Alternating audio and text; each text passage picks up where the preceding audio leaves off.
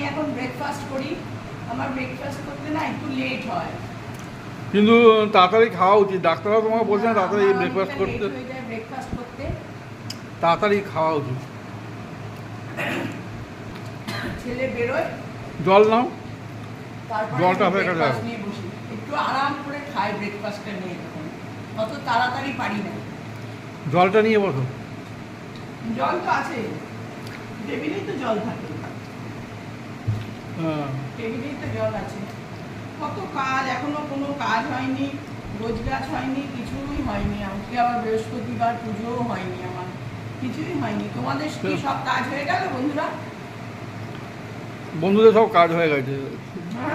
তাই না? হ্যাঁ, এত তাড়াতাড়ি এত দেরি করে না। এই তো, আমার অনেক দেরি হয়ে যায়, কি করবো?